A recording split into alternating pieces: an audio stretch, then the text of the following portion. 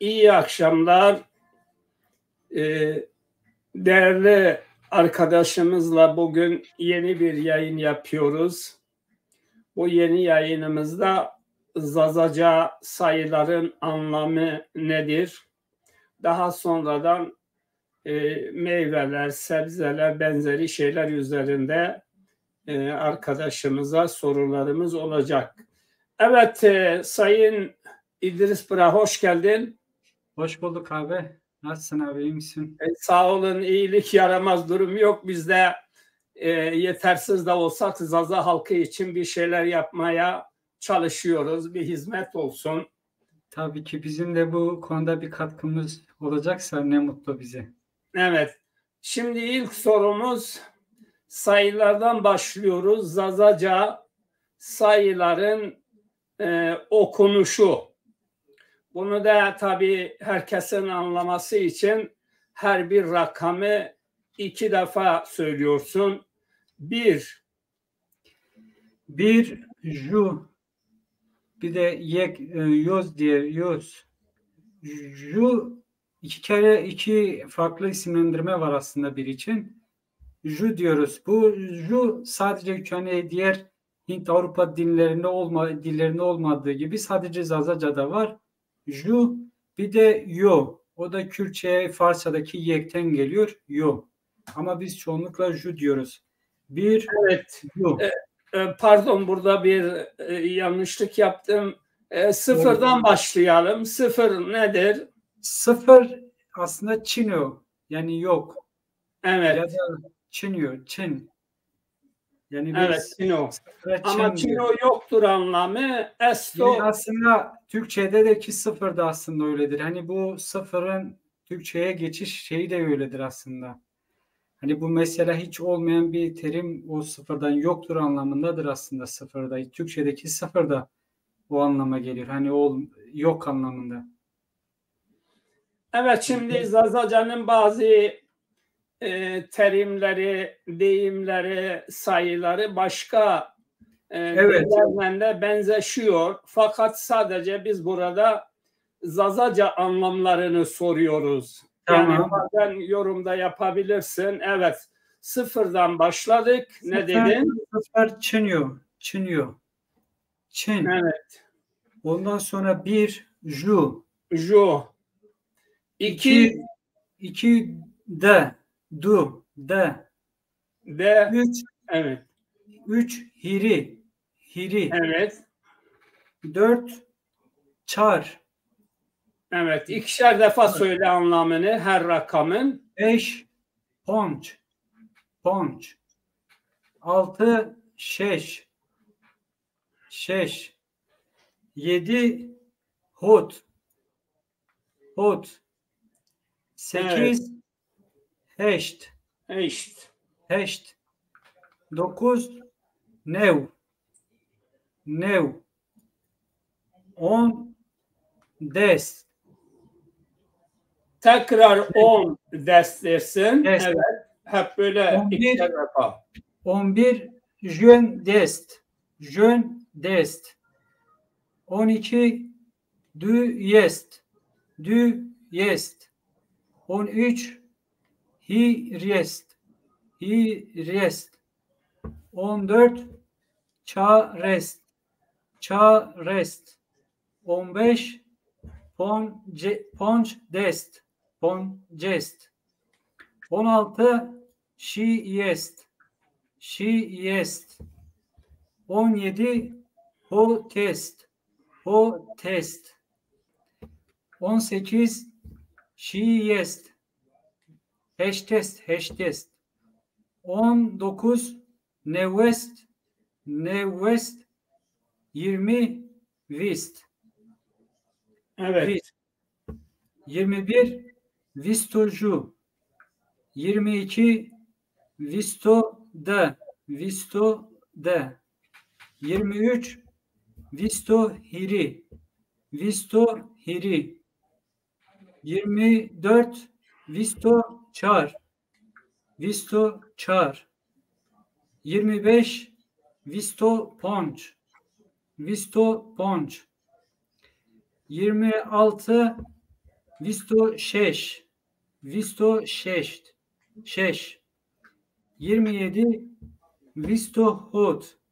Visto hot. 28 visto heşt. Visto heşt. 29 visto nev. Visto nev. Evet. Bravo. Tabii ikişer defa tekrar ederken tekrar diyelim ki 29 dedin. Zazaca Evet. anlamını söyledin. Tekrar 29, tekrar anlamı o şekilde. Buyurun. 30 hiri jest. Aslında hiri dest, yani 3 tane 10 anlamında. Hir dest. 30 hir jest. 31 hiryesu ju. 31 hiryesu ju. 32 hiryesu de. Hiryesu de. 32. Evet. 33 hiryesu hiri. 33 hiryesu hiri. 34 hiryesu çar. 34 hiryesu çar. Evet. 35 hiryesu ponç. 35 hiryesu ponç. 36 hiryesu şeş. 36 hiryesu şeş. 37 hiryesu hot. Hiryesu hot. 37 38 hiryesu heşt. 38 hiryesu heşt. 39 hiryesu nev. 39 hiryesu nev. 40 çarest. Çarest. Çardest. Yani 4 tane 10. Evet. 40 çarest. 41 çaresu ju. 41 çaresu ju. 42 çaresu de. Çaresu de. 42. Evet. 43 çaresu hiri. 43 çaresu hiri. 44 çaresu çar. 44 çaresu çar. 45 çaresu ponç. Yani şimdi burada çaresto hiri derken 10 ile yani 4 tane 10 ile 3 bir araya geliyor. Evet. Çar est aslında o destir. Şimdi Zazaca çoğunlukla şimdi Fransızca öğrendiğim şekliyle sayı sayma biçimi aynıdır. Mesela Fransızca'da da vistoju şeyde yazılışına bakıyorum bilmem şey diyor. Un diyor mesela. Bizde de vistoju. Aynı, yani sayı yazılışları Fransızca ile aynı. Çünkü Zazaca Fransızca gibi Avrupa dil grubuna girdiği için sayı sayma şekli birebir aynısıdır. Mesela İngilizce'de de öyledir aslında. İngilizce'de Avrupa dili, biri Germen dil grubundan giriyor. Diğeri de Hint Avrupa dil grubundan geliyor. Sayı sayma biçimleri aynıdır. İngilizce'deki gibi aynıdır. İngilizce mesela 20'dir. 21, 23,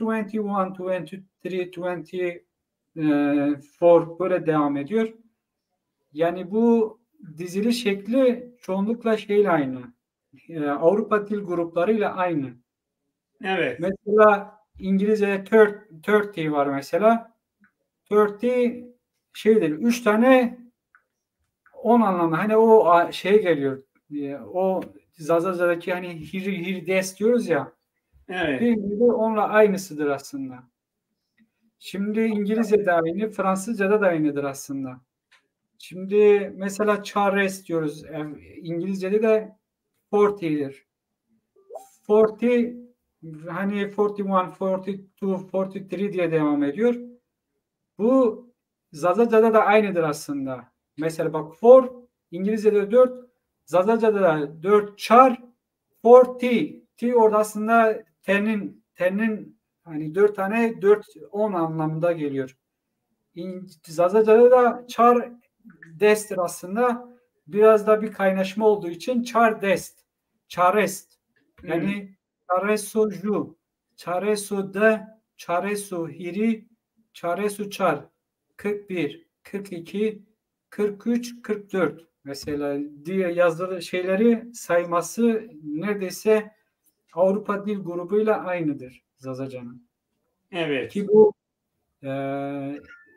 İran'da Parçanın yani Parsçanın bir alt grubundan geldiği için Zazacan'ın sayma biçiminde bile mesela diğer Hint-Avrupa dil gruplarından biraz farklılık gösteriyor. Bu Ju'dur, Hiri'dir mesela. Sadece Zazaca'da olan şeylerdir ama diğer kullandığımız rakamlar tabii ki ortak Hint-Avrupa dil grubundaki diğer dillerle aynıdır. Ben sayı saymaya devam edeyim o zaman. Devam et, buyurun. 45'te kaldım. 45 çoraso ponç. 45 çoraso ponç. Ponç. Evet. 46 çoraso şeş. 46 çoraso şeş. 47 çoraso hot. Çoraso hot. 48 çoraso heşt. 48 çoraso heşt. 49 çoraso nev. Çoraso nev 49. Evet. 50 poncas. Poncas. Poncas. Poncas yani 5 tane 10 anlamında poncas. Evet. Poncas ju mu deniliyor? Poncas ju. Poncas ju 51. Evet, 51. Poncas Evet. ju. Poncas ju 51. Poncas da 52. Poncas hiri 53. Poncas hiri 53. İki defa tekrarlıyorsun. Evet. Poncasso 4, 54. Poncasso çar 54. Poncasso ponç 55. Poncasso ponç 55. Poncasso şeş 56. Poncasso şeş 56. Poncasso hot 57. Poncasso hot 57. Poncasso heşt 58. Poncasso heşt 58. Poncasso nev 59. Poncasso nev 59. 9, evet. She yes. Şeş. She yes. Yani 6 tane 10. She dest. She yes. Evet. Şiesto ju 61. Şiesto ju.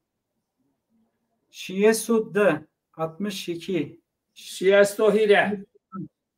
Şiesto de 62. Şiesto hire 63. Evet, Şiesto hiri 63. Şiesto hiri 63. Şiesto çar 64. Şiesto çar 64. Şiesto ponç 65. Şiesto ponç 65. Şiesto şeş 66. Şiesto şeş 66. Yani, Şieso hot. Şieso hot. 67. Şieso hot. 67. Şieso heşt. Şieso heşt. 68. Şieso heşt. 68. Şieso nev. 69. Şieso nev. 69. Hot test. Hot test. Hotest 70. Hotest. Hoteso ju 71. Hoteso ju 71. Hoteso de 72. Hoteso de 72. Hoteso hiri 73. Hoteso hiri 73. Hoteso çar 74. Hoteso çar 74. Hoteso ponç. Hoteso ponç. 75. Hoteso ponç. evet. 75. Otesto 6 76. Otesto 6 76. Otesto hot. Otesto hot 78. Otesto hot. Otesto 8 79. Otesto 8 78. Otesto new 79. Otesto new 79. Bundan sonra HTS. Ondan sonra demiyordun. Badayra. Ha, vadayla. Ya, şimdi bu ondan sonra kelimesini çok normal hayatta da kullandığım için bir Evet. dilime pelensek olduğu için pek atamıyorum. Doğru. Şimdi geldik 80'e. Evet. 80 HTS. HTS. 8 tane 10 anlamında. Evet. HTSU. 81. HTSU. 81. HTSU D. 82. HTSU D. HTSU Hiri. 83. HTSU Hiri. 83. HTSU Çar. 84. HTSU Çar. 84. HTSU 10. 85. HTSU Ya, 10. bizim bir asistanımız var dedim, bir itirazın var mı? Nasıl? Ha? Güzeldir diyor. Asistan güzeldir diyor, evet. Ya ben şimdi zaten kullanınca onun beni onaylayacağını biliyorum yani. Evet. Doğrudur. Evet. Ben zaten konuşurken onun beni denetlediğini biliyorum. O yüzden böyle biraz seçerek konuşuyorum. Ondan Evet. sonra Devam ediyoruz. HTSU 6 86. HTSU 6 86.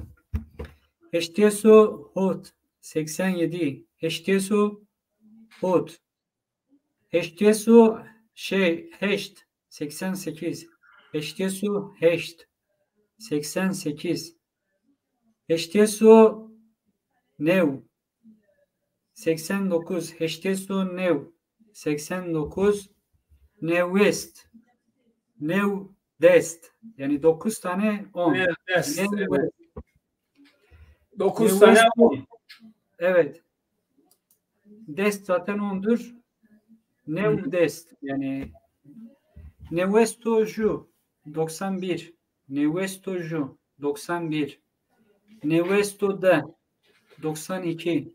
Nevesto'da 92. Evet. Nevesto Hiri 93. Nevesto Hiri 93. Nevesto Çar 94. Nevesto Çar 94. Nevesto Ponç 95. Nevesto Ponç 95. Nevesto Şeş 96. Nevesto Şeş 96. Nevesto Hot 97. Nevesto Hot 97. Nevesto Heşt 98. Nevesto Heşt 98. Nevesto New 99. Nevesto New 99. 100 Hazar. Yok, set. Hazar bindir, hazar bin. Aynen. Şimdi Evet. arda sayılar söyleyince bir anda kafam dondu. Olur, o kadar olur, normaldir ya. Seni tebrik Evet. ediyoruz ki bu kadar biliyorsun. Çok sağ Bu kadar olasın. güzel anlatıyorsun. Yo, benim amacım burada en azından hani bu sayıları tekrar etmek isteyen, öğrenmek isteyenler için de ders dilinde olur. Çünkü Aynen. bu tür şeyleri hani ben yaparken kendimce analiz yapıp böyle anlatmaya çalışıyorum. Yoksa öyle gelişi güzel sayıları sayıp geçmek de var ama bizim amacımız biraz da olsun Zazaca'yı biraz öğretmek olsun Zaza gençlerine. Ondan sonra Zazaca öğrenmek Hizmet. isteyenlere. Evet. Devam ediyoruz. 1000 1000 ondan sonra milyon. milyon diyoruz biz. Yani bu milyon zaten biliyorsun Türkler de şeylerden almış. Yok, yabancı dilde de çoğunlukta milyondur, evet. Milyon diyor aynen. Ondan sonra trilyona zaten bilyon diyorlar. Evet. Internasyonal. Aynen. Bu artık onlar ulusal şeye dönüşüyor. Şimdi çoğunlukla genel şey olarak alt sayılar diyelim ki birden başlayarak şeye gelen sayılar biraz daha dille özgü kelimeler olur. Bu Türkçe'de de öyledir. Ama milyonlar olsun, milyonlar olsun, katrilyonlar olsun bu biraz daha şeydir. Uluslararası bir kullanım vardır. Bunu Zazaca'da yani Hint-Avrupa Dil Grubu'nda da görebiliriz. Evet. Evet, sayılarımızı 100'e kadar Evet. tamamladık. Zazaca sayıların söyleniş biçimi. Evet. Yani Evet. ileriki zamanlar ben bunları bir de kitap haline getirip bunları tabii ki yayınlamak istiyorum. O zaman da daha böyle biraz seçip söylemek yani bir gramer yapısıyla anlatmak var. Bir de böyle burada böyle anlatmak biraz farklı oluyor. Kitap halinde herkese sunmak daha güzel olur diye düşünüyorum. Aynı belge olur. Doğru. Evet, kesinlikle. Evet, şimdi ekrana bir önceki program gibi resim getireceğiz. Tamam abi. O resimlerde de gene ikişer defa yavaş yavaş ikişer defa tekrarlayacaksın isimleri, anlamı ya da yorum yapmak istersen yorumda yapabilirsin. Olur abi, sıkıntı yok. Evet, şöyle resme bakalım. Buraya şey de alacaktım ama unuttum. Bizim öğretmen hoca var ya, efendim Hakkı abi mi? Almanya'daki hocamız, Almanya'daki Hakkı Çimen'i alacaktım, unuttum. Evet, şimdi buradan başlıyoruz. Dur bakalım. Önce ayarlarına bakalım. Küçük, evet. Ayarlar görünüyor. Sen burada görünüyorsun. Evet. De bu tarafta görünüyor. Şimdi buradan bu meyvelerin isimleri nelerdir? Zazacası nasıl söylenir? Bunları ikişer defa, hatta gerekirse daha iyi kavramak için üçer defa da olabilir. Yorum da yapabilirsin. Sizin orada ya da Dersim'de de bu meyveye ne deniliyor? Siverek'ten ne deniliyor? Bu konuda da yorum hakkım var. Başlıyoruz. Evet, Zazaca meyvelerin, daha sonra ağaçların, sebzelerin isimleri nelerdir? Şimdi ben böyle bir tanımlamaya giderken şunu önceden belirteyim. Hani daha önce de bu plaj fotoğraflarını da söyledim. Bizde daha çok hani rahatlıkla dile getireceğim meyveler bizim orada yetişebilen meyvelerdir. Şimdi ilk kez gördüğüm bir meyvenin tanımlamasını tabii ki bizde de hangi dilden öğrendiksek o daha çok isimlendirme o dil gibi olur bizde. Evet. Ayva. Mesela dar ağaç demek. Evet. Dar beyeri ayva ağacı. Biz de dar ayva diyoruz. Ayva ya da Ayva. Ben burada bir şey belirteyim. İlle diyenler de var. Evet. Hocam burada bir şey belirteyim. Tabii Evet. bu resimlerde büyük emeği geçen Metin Daşkın arkadaşımıza da teşekkür ederiz. Bu resimleri ayarlayan, paylaşan Metin Daşkın'dır. Evet, onu da belirtmekte yarar var. Evet, devam ediyoruz. Dari hayvan. Avokado, dar ağaç, dar demek. Dare avokado ağacı. Dare guez. Goze diyorlar. biz göz diyoruz. Göz yazmış. Sıkıntı yok. Aynısıdır. Dare simorik, dare fındık. Biz fındık diyoruz. Dare fındıka. Dare İkişer mri, defa. İkişer defa. dare fındıka. Buyurun. Dare mriye, dare mriye. Dare mri diyoruz bizde. Dare mri. Evet. Dare darık. Aslında böğürtlen ağacı olmaz. Ot gibi bir şeydir. Darık diyoruz biz sadece. Dar demiyoruz. Evet. Darık. Direkt doğru. Ormanlık Menengiç. alanlarda oluyor. Evet, evet. Bingöl'de de çok var mı bu direkt? Kesinlikle çok var. Biz direkt darık diyoruz. Evet. Onun bitkisini de çok böyle sağlık açısından çok kullanırız. Hani o kök kısmını da sağlık açısından çok kullanırız. Evet. Yetişen bir bitki bizim orada. Menengiç Anladım. ağacı bizim orada pek yetişmez. O yüzden menengiç deriz. Menengiç. Evet. Ondan sonra greyfurt, tare greyfurt. Greyfurt zaten Avrupa'dan gelen bir kelimedir. Hani Türkçe bir kelime de sayılmaz. Bu İngilizce bir kelimedir. Dare greyfurt. Evet. Greyfurt Dare, ağacı. evet. Dare darake çile. Darake çile ahududu da bizim o taraflara yetişmez ama darake hani o da böğürtlenle akraba bir bitkidir. Yani ahududu. O da darake çile demiş. Doğrudur. Yaban mersin, dare börünç, dare boruç. Evet. Ondan sonra dağ çileği ağacı, dare koyu fırıngi. Fırıngi daha çok domates için kullanılır. Yani çilek için pek yani kullanıldığını hiç görmedim. Evet. Dare çileki, dare koyu fırıngi çilek ağacı demiş. Dare zeytun payız. Şimdi güz payızdır aynen sonbahar. Payızı peyin deriz. Güz zeytini ağacı. Yani Bingöl'de son yetişiyor mu zeytin? efendim Bingöl'de zeytin yetişiyor yok mu? Bingöl'de yetişmez. Ya ama biz de zeytine zeytun deriz yani zeytin Ha, deriz. peki. Payız güz zeytini ağacı demiş. O payız bahar demek. Güz aslında şeydir biraz sonbahardır. Payızı peyin deriz. Dare zeytunu payızı peyin deseydi daha iyi olurdu. Peki. O mesela Dare Antep fıstık.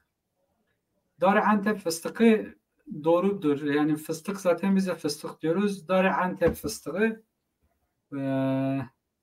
doğrudur. Evet. Dut ağacına dare tüye demiş. Biz de tüy deriz. Yani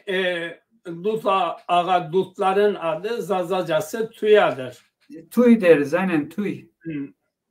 Ondan sonra erik ağacı zaten dare herük deriz. Aynen biz de herük deriz. Bu hünap Evet. ağacı bizim orada hiç yetişmediği için hani dare huney demiş, hurney demiş. Bunlar hurma mı acaba? Evet, hurmadır, Hurney. hurma ağacı. Ha, hurme. Biz hurmaya hurme deriz. Ha, hurmey. Hurme.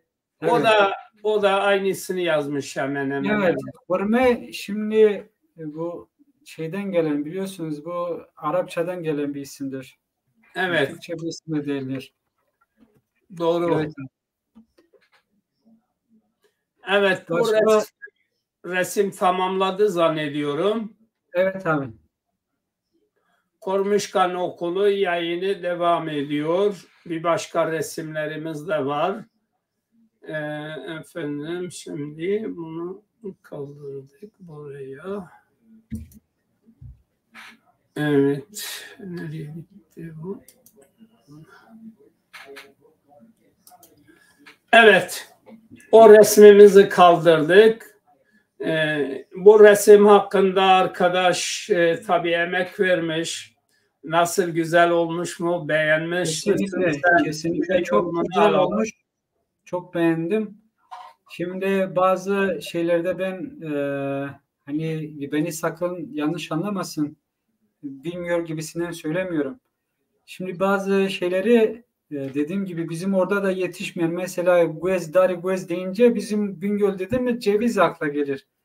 böyle bir isimlendirmeye kolay girebiliyoruz ama nedir mesela? Diyelim ki dudu olsun. O tarz şeyler Bingöl'de yetişmediği için o tür şeylerin isimlendirmesini de biraz zor yapılır bizim orada. Yani. Peki tekrar başka bir sayfa geliyor. Tamam abi. Evet, bir sayfa geldi buraya. Bunları sırayla yani, ağaçların isimleri diyor. Ne demiş o? Meyve ve ağaçların isimleri. Zonema Meyve Beriser. Beriser demiş. Evet, birden başlıyoruz. Şimdi Sıncıke demiş. Sıncık. Biz sıncık diyoruz. Bu Metin abi çoğunlukla eki ekliyor. Bizde daha çok sıncık diyorlar. Dare sıncık. Evet. O şeftali, dare şeftali, şeftali ağacı, dare şeftali. Şeftali, bize dare şeftali diyoruz. Var mı sizde Bingöl'de? Var, şeftali var bizde. Evet. Kudret ağacı. Efendim? Lezzeti güzel mi, ağzımızı sulandırıyor? Yok, şeydir yani böyle bu Akdeniz bölgesindeki şeftaliler gibi değil, biraz tüylü oluyor. Yani öyle çok şey değil, ahım bir şeftali değil yani. Ama belki aşı yapmamışlar, bakımdan ileriye gelmez mi? Şimdi biraz da şeftali bence bitkidir yani nasıl diyeyim yani biraz iklim isteyen bir bitkidir. Öyle her yerde yetişir ama en iyisi belli yerlerde olur. Mesela şey gibi kayısı. Kayısı deyince Türkiye'de her yerde yetişir. Yani bizim orada da bahçemizde var 3-4 tane ağaç. Yetişiyor, meyve de veriyor. Ama şimdi bir Iğdır'ın kayısısı var, bir Malatya'nın kayısısı var, bir de Bingöl'ün kayısısı var. Hepsi bir olmuyor. Ama Malatya'da da kayısı var. Evet, Malatya'nın kayısısı da çok güzel. O yüzden diyorum ya hani onlarınki Bingöl'ünkinden daha güzel. Bizde de kayısı çıkar. Şöyle olur, bir de tadı güzel olmaz. Bence en güzel kayısı da Bingöl'de güzel olur. Bal var, bal. Bingöl'ün balı güzel şimdi. Bingöl'ün balına söz söylettirme. Bingöl'ün balı gerçekten çok güzel. Efendim? Diyorsun Bingöl'ün balına laf söyletmiyorsun. Devam ediyoruz. Bingöl'ün balı güzel gerçekten. Ben hatta istedim bize. Buraya gelecek abi. Yani bize de bir kaşık düşer herhalde. Ya zaten ben senin için istedim abi. Sen ne diyorsun? Bak teşekkür ederim. Öyle yapmayın ya. Yo, ben zaten gelirse pay ederiz kendi aramızda. Peki neyse. Devam ediyoruz buraya. Şimdi Kudret Ağacı demiş. Dare acure tuz demiş. Dare acure tuz. Kudret Ağacı da bizim orada yetişmez. Acur şeydir yani bu salatalık gibi olanıdır. Bizde acur diyorlar ama bilmiyorum şimdi buna bir şey diyemem. Mango ağacı Dare hindi goste gliaze demiş. Manga yok zannederim oralarda. Manga bu Latin Amerika'dan geliyor. Abi mango zaten Türkiye'de yani belki yok gibi bir şey yani. Mesela şey demiş mışmış dare kayısı ağacına dare mışmış biz de mışmış kayısı diyoruz. Mışmış diyoruz. Evet kayısıya mışmış. Aynen. Bu hatta bize özgü bir şeydir. Hani bu mışmış kelimesini biz kullanıyoruz yani. Evet onun anlamı nedir o mışmışın sizdeki anlamı Zazaca'da? Kayısı işte abi. Evet peki başka bir anlamı yok. Eş bir anlamı yok. Yok sadece mışmış hani mışmış. Evet. Dare sarboli kestane ağacıdır. Kestane de bizim orada yetişmez. Dare sarboli. Ondan sonra mandalina ağacı dare çegar rengi demiş. Mandalina ağacına dere çegar rengi demiş. Biz de mandalina diyoruz. Evet. Nar ağacı hennar diyoruz. Nar ağacı hennar. Biz de hennar diyoruz. Hennar diyenler de var doğru. Vişne ağacı bizde şey diyoruz işte Gilyaz diyoruz. Dare Gilyaz diyoruz aynen. O Evet. Dare istare bize bak şimdi bu bizde keçi boynuzu yetişmez. İstare bize keçi boynuzu hani keçinin boynuzu anlamında bir Zazaca'ya çevirmiş ama doğru bir çevirme olmuş ama direkt karşılığının olacağını ben Keçi boynuzu zannetmiyorum. dersinde var mı? Ya bize de astare biz diyoruz. Estare biza diyoruz. Peki. Astare biz keçi boynuzudur ama direkt o bitkinin Zazaca karşılığında ben istare bize dediklerini zannetmiyorum. Çünkü şey gibi düşünelim. Hani mesela bir kelimeyi İngilizceden Türkçe'ye çevirirsen direkt karşılığını vermez. Başka bir isimlendirme de yapılabilir yani. Evet, Öyle burada söyleyeyim. bir not düşelim. Burada bir not düşelim. Tabii bu Kormişkan Okulu daha önceden bizim Koyabers tarafından bu isim kullanılıyordu. Biz de İstare biza. no başka bir şey söylüyorum. Kormişkan Evet. Okulu. Kormişkan Ya, Okulu ismi biz Koyabers için bir sayfamız vardı. O haftada bir gün çıkardı. Zazaca yorumlar, Zazaca hikayeler, Zazaca şeyler bir takım şeyler söylüyordu. Koyabers'e de buradan selamlar. Artık Koyabers eskisi gibi yayınlara katılma şansı yok yaş ilerledi. Biraz da hastalığı var. Şimdi sizin gibi değişik arkadaşları, gençleri bu Kormişkan Okulu ismini devam ettirmek için bu yayını yapıyoruz. Kormişkan, Siverek, Çermok, Diyarbakır o bölgelerden bir Zaza geleneğidir. O isim oradan kullanılıyor. Biz de evet. yayınımızda bunu en azından anımsamak için buna yer vermiş bulunuyoruz. Evet, buyurun. Şimdi Malta ağacı yeni dünyadır aslında. Malta şeyi vardır. Bitki meyvesi vardır. Evet. Malta eriği derler. Ana yurdu Dari, Malta'dır. aynen. Dari Dünya Nevi demiş. Dünya Nevi yani yeni dünya. Onun diğer ismi hani uluslararası hani çoğunlukla kullanılan yeni dünya meyvesi diye geçiyor. Dünya Nevi demiş. Güzel bir isimlendirme olmuş. Dare Hamge Res nektarin ağacı. Hamge Res güzel o da bizim orada kullandığımız bir şeydir isimdir. Bir terimdir. Hamge Evet. Res. Evet. Dare kivi ağacı dediğim gibi dar ağaç demek kivi ağacı dare kiviye şey ağacı kivi ağacı demek. Evet. Ondan sonra dere heguri laz demiş kara yemiş ağacı diyor. Engur gibi bir şey olması yani üzüm için belki kullanmıştır. Bu kara yemiş ağacı için. Engure derler, evet. Engure laze demiş yani kara yemiş ağacı Evet. için öyle bir isimlendirme kullanmış. Doğrudur. Dare muz biz de muz diyoruz. Muz ağacına dare muz. Portakal ağacına dare narengi biz de diyoruz. Evet, Dare sizde var narengi. mı? Bingöl'de de Ya yetişmiyor ama şimdi kışın vazgeçilmez diye oraya çok gelindiği için biz de sürekli kullanıyoruz yani. Hani ya portakal diyoruz ya da narengi diyoruz. evet. Yani öyle. Ya bizde çoğu bu son meyveler batıdan gelen meyveler orada nasıl kullanılıyorsa bizde de çoğunlukla öyledir ama şimdi zewej olsun hani karpuz, zewej, engur, güz, ondan sonra mesela elma, say. Bunlar bizim oranın kendi orada yetiştikleri için kendi isimlendirmelerimiz var tabii ki. Evet, anladım.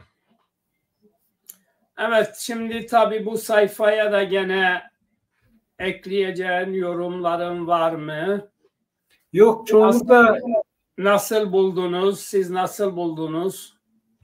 ben bak mesela bu bazı şeylerin sanki yeni bir isimlendirme şekline gidildiğinde ben şey yapıyorum. Tabii ki bizler de bu isimlendirmeyle Zaza gramerini oluşturmak istiyoruz. güzel isimlendirme olmuş yani. Tabii ki ileride böyle bu kelimelerin Zazaca coğrafyasına hani bütün Zazaların olduğu bir coğrafyada bir isimlendirmesine gidip orada bakılıp ona göre bir kullanım içerisinde olursak daha iyi olur tabii ki. Yani mesela örnek vermem gerekirse yeni dünya meyvesi için. Çünkü Türkiye'de de yetişmiyor. Sadece Malta'da yetişiyor. Şimdi bizim bu isimlendirme yaparken Malta eriği için ne diyoruz? Meyve nevi dünya. Dünya. Bu Türkçe'de yeni dünya diye geçiyor. Biz bu kelimenin Zazacasını söylüyoruz. Nevi Nevi. dünya. Evet. Bu Nevi dünya. ondan ziyade böyle tek bir cümleyle de bir karşılığı olsa daha iyi olur. Biz niye Türkler gibi bir isimlendirmeye gidelim ki? Evet, Zazaca'ya özgü bir haklısın. isimlendirme olsa daha iyi olur yani. Haklısın, çok doğru. Evet. Evet, bu sayfamız da bitti. Bir sayfa daha gösterelim. Ondan sonra kalanı da haftaya bazı daha çok şeyler var. Onları da haftaya gösterebiliriz. Olur abi, sıkıntı yok. Evet, bir sayfa daha gösterelim.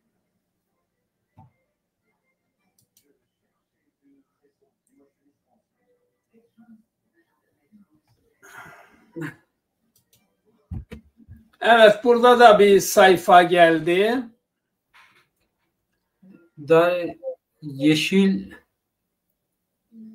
limon ağacı. Yeşil limon ağacı Dare Halsa tırşole ekşi demek. Tırşole. Dare havize tırşole. Şimdi bizde yeşil heşindir aslında. Heşin diyoruz. Heşin. Evet. Dare havze tırşole yani ekşi yeşil anlamında yeşil ekşi anlamında bir dare yeşil meyve anlamında kullanılmış bir şeydir bu aslında. Doğru mudur? Doğru da olabilir. Çünkü bizde limon yerine böyle bir isimlendirmeye gitse daha iyi olur yani. Evet. Dare muri demiş. Armut ağacı. Muri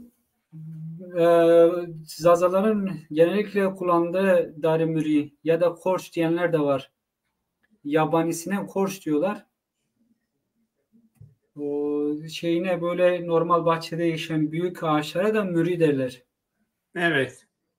Ondan sonra bizde mesela aslında şey diyordu bir önceki sayfada esteri diyordu ya, Onu asteri. getireyim mi? O sayfayı getireyim mi? Yok. Sadece örnek veriyor. Keçi boynuzu için diyordu ya. Evet.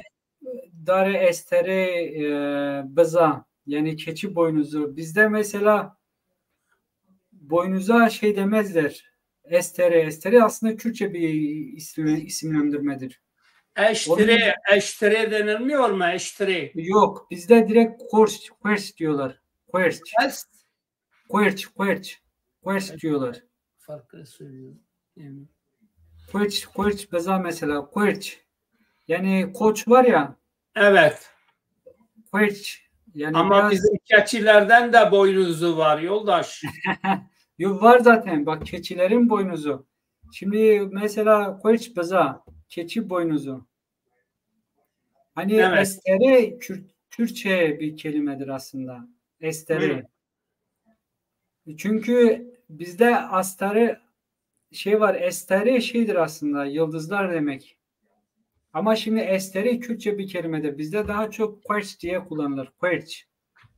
Peki. Yani şey gibi de değildir aslında. Koç gibi de değil. Querç. Hani Zazaca'ya özgü bir kelimedir bu. Sayın İdris Bera biraz da katılımcıları adlarını okuyalım. Saadet Altun Dersimli bir dedemizdir. Zaza itikatını Zazaca yapıyor.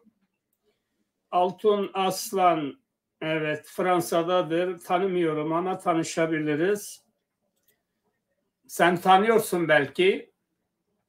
Kim abi tam Altun Aslan. yo ben tanımıyorum Görmemiş abi. ama o sizi gördü zannediyorum kamerada. Mir Fayaz Lig Mekani şeyli bir Talişli bir kardeşimiz. Evet.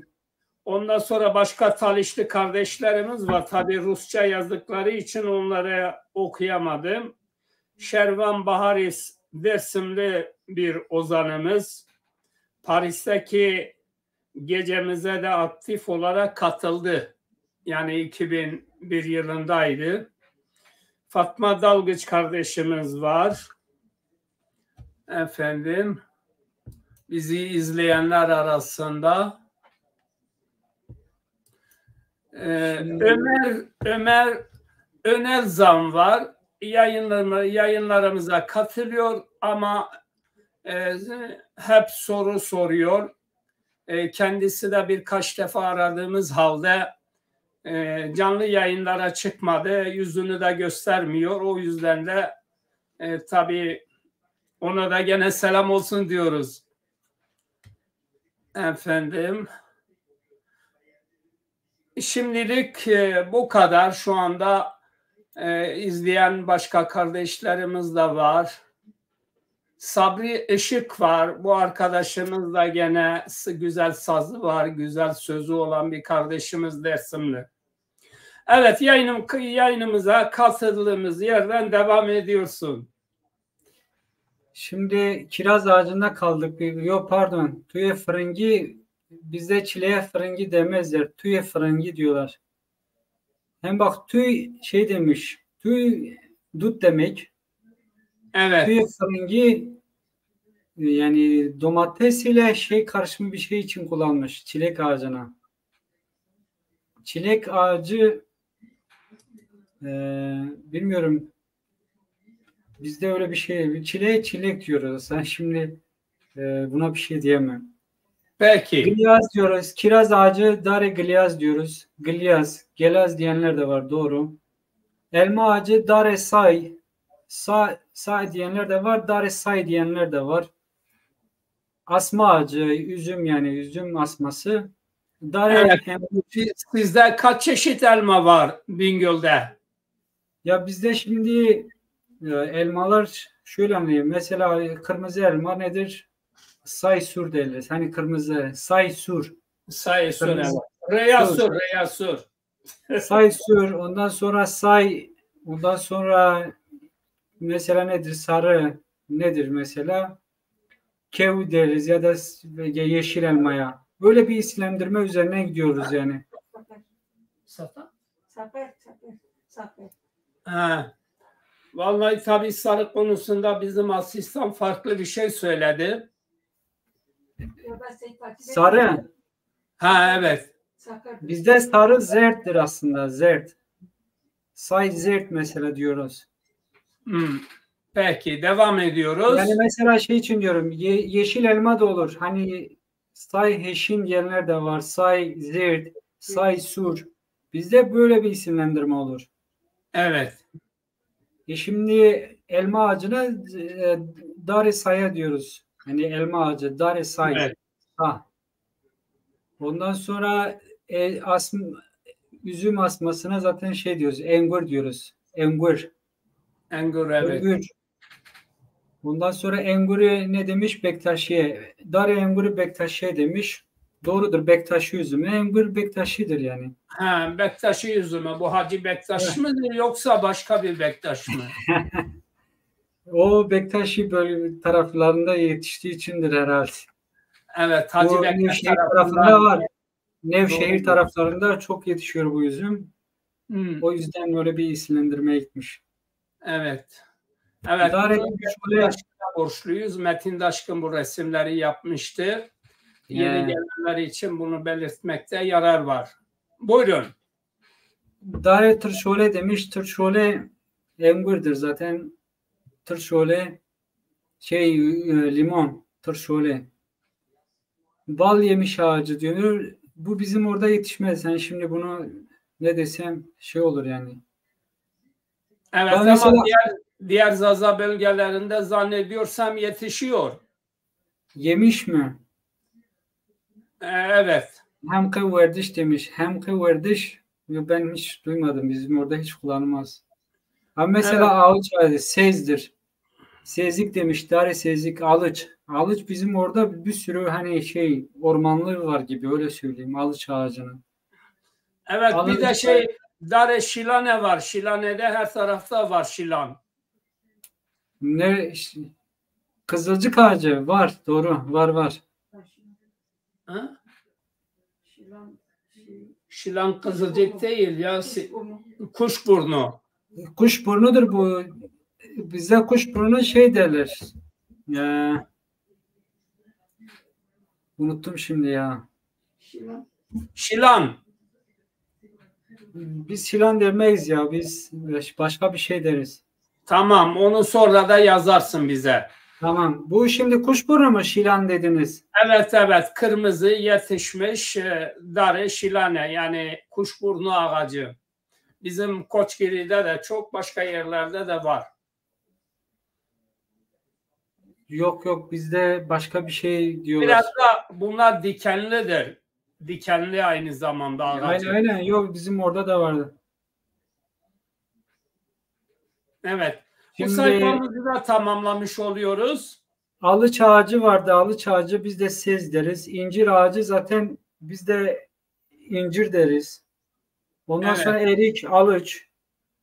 Ona frenk üzümü bizim orada yetişmez zaten. Badem biz de şey deriz. Bademe vame diyenler de var. Fan demiyoruz. Vame diyoruz. Şilan, Dare Şilan bizde farklı bir isimlendirmesi vardı. Şu an aklıma gelmiyor ama. Tamam. Bu Dare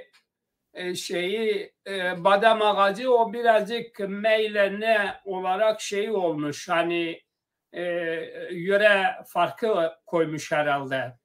Aynen. Ya şimdi yine de şeydir yani hani bizim orada da yetiştiği için daha çok hani web diyenler de var, şey diyenler de var onlar. Farklı bir isimlendirme de var onların da şimdi aklıma gelmiyor. Peki evet. Bu sayfayı nasıl gördünüz? Ya bu sayfa biraz nasıl diyeyim yani daha çok o bölgede yetişenler üzerine ilk önce bir isimlendirme yapılsa, bilinmeyenler, dışarıdan gelenler farklı bir isimlendirme yapılsa çok güzel olur.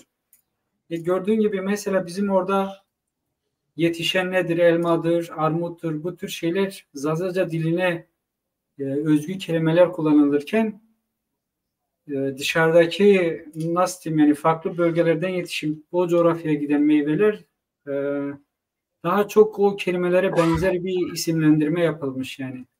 Sayın İdris Bey, bu normal, evet. Çünkü Zazaların daha Zaza Dil Kurumu oluşmamış. Kesinlikle. Yo, ben bunu yanlış bulmuyorum. Bunu yanlış bulmuyorum Zaza zaten. Dil Kurumu oluşmamış ama arkadaşımız büyük emek vermiş. Bunları paylaşmış sayfalarında. Ben şimdi Mahmut abi şunun için söylüyorum.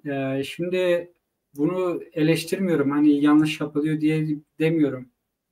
Bu böyle bir isimlendirme yapılmasının sebebi şimdi bizim kullandığımız meyvelerin, o bölgede yetişen meyvelerin Zazaca'nın mesela bir karşılığı olduğunu söylüyorum. Yoksa hani Metin abinin yaptığı isimlendirmeleri ben eleştirmiyorum. Hani bana verse belki ben de böyle bir isimlendirme yaparım. Çünkü o coğrafyada yetişmediği için nasıl diyeyim yani Osmanlı'da mesela bu Avrupa'dan gelen çoğu kelimelerin karşılığını kendi dilinde belki karşılığını mesela yapsaydı hani bir şey için bir sürü isimlendirme yapması gerekiyordu ama kabul etmedi onu. O getirdi dilde hani o ecnebi dilden getirdiği kelimenin aynısını kullanıyor ya da bir önüne bir kelime koyup onun gibi kullanıyor.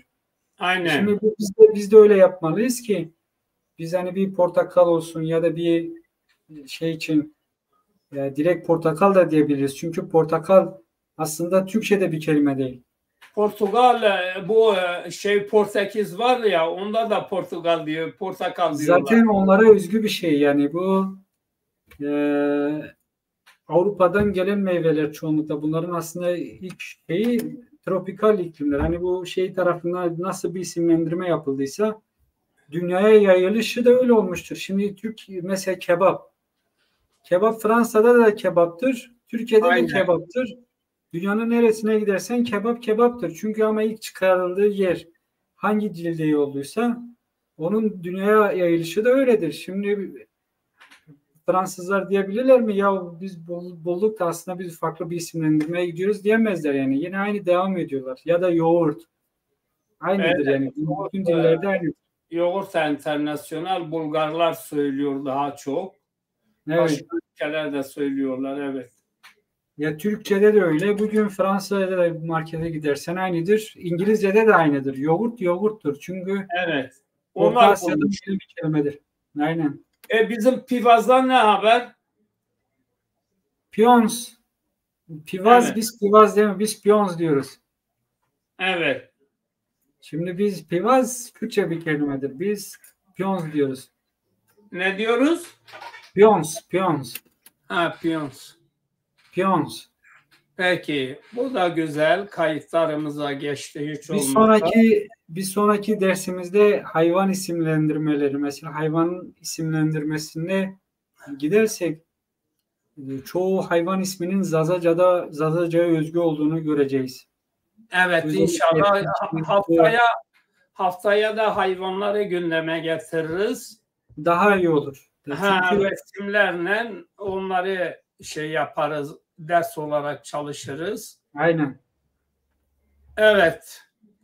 Yani bu şekilde herkes bir parça Zazaca'ya hizmet ederse Zaza sorunlarını bir şey halledebilir. Yeter ki gönüllü bir birliktelik olsun.